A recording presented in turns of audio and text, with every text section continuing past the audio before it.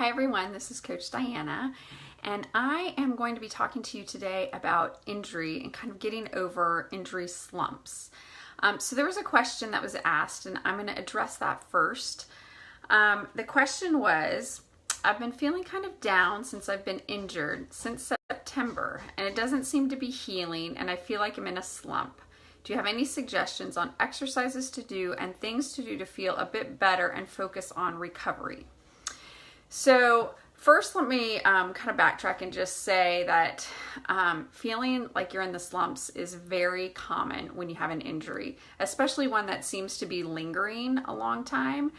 So some typical reactions that we get when we are injured are, first, a lot of times people deny that they're injured, or they deny the severity of the injury, and they might deny that at different stages along the way.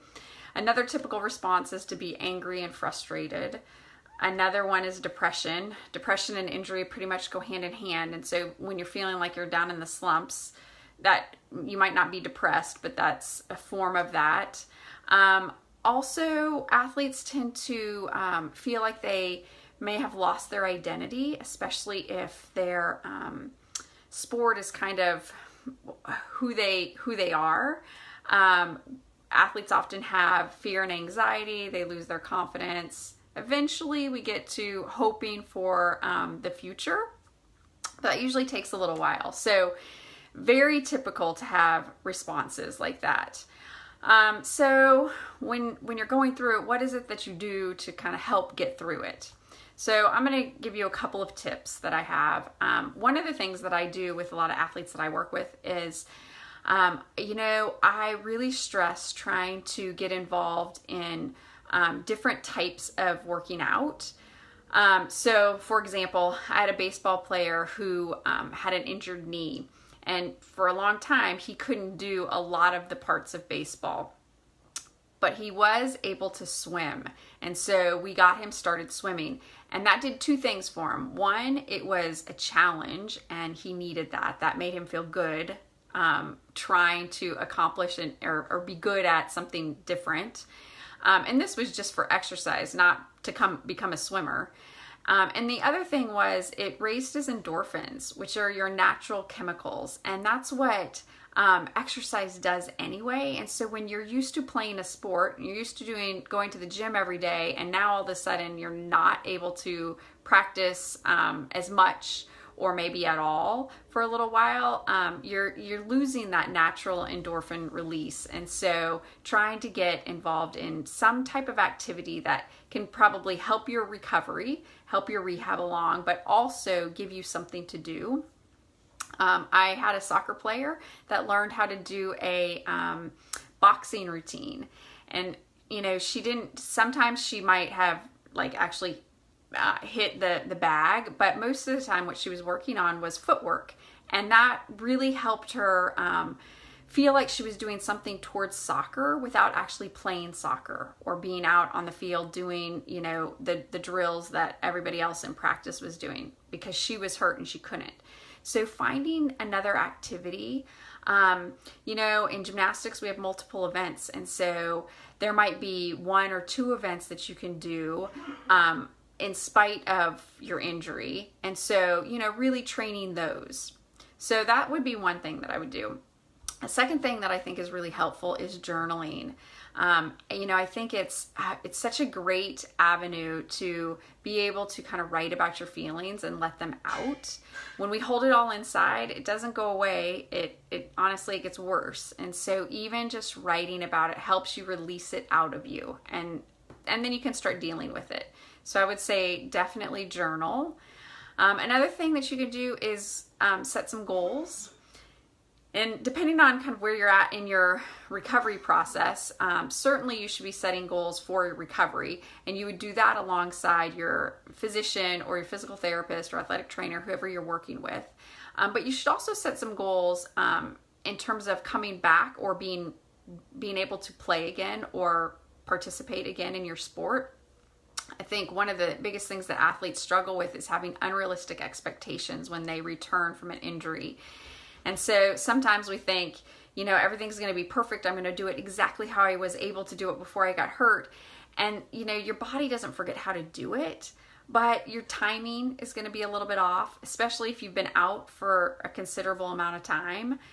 So, things might be a little bit slower. Usually your reaction is a little bit slower to things. And so skills might seem like you're doing terrible because you're landing low or whatever. And all it is your timing is just a little bit slow.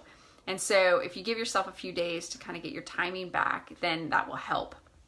Sometimes we have unrealistic expectations that it's going to feel great right away. And, when you go from being on the sidelines to actually being able to practice again, you're usually pretty sore. And so that also impacts you. Just kind of having an idea that you're not going to be perfect. Things aren't going to go perfectly.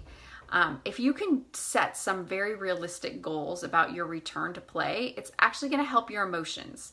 Because what happens is if we have unrealistic expectations, then when we go back to practicing again, we end up going kind of in the slumps again because we had these high expectations and we're not meeting them. And that's not because you're not exactly where you should be. It's just because you had unrealistic expectations. I like to tell my athletes that from the time they're injured all the way through the time that they are back practicing 100%, they go on an emotional roller coaster. And so, some days you have good days and feel good, some days you have bad days. And usually that emotional roller coaster is, whatever the injured body part is. If you wake up in the morning and it feels good, it feels loose, whatever, then you're usually in a good mood. If you wake up in the morning the next day and it's really stiff, all of a sudden you dip down again. So there's lots of things that play into where your emotions go, but you do kind of stay on this emotional roller coaster. And there are things that we do to help you make this roller coaster more like this.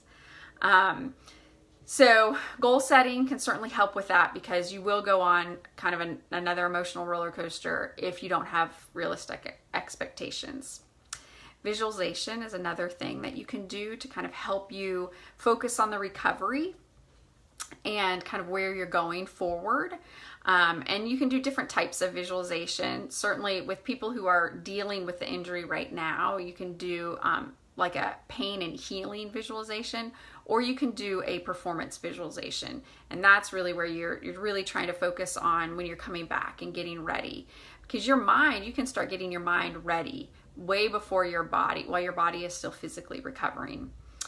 And then, the last thing I would say is just try to stress less, because a lot of times we get stressed about the progress that we're making or getting back to where we were, being as good as where we were before. And the thing is, when we're stressing out, we're actually impeding our body's ability to heal on its own.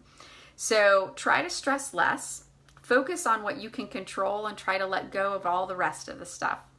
So I would say, like if you're not able to practice fully, focus on what you can do in practice. Are there some events that you can do?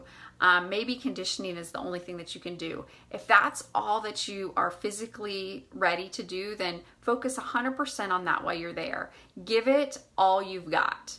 And then, focus on where your goals are, like looking forward to what you have set for what you want to accomplish. And that will kind of help focus you on recovery and the positives versus, feeling kind of down because of what you can't do. So kind of make sure that you're focusing on all the things that you can do. All right. So those are my tips for you. If you guys have any questions, please feel free to leave a message and I will try to answer them either on here or in another live video. All right. Have a good day. Bye.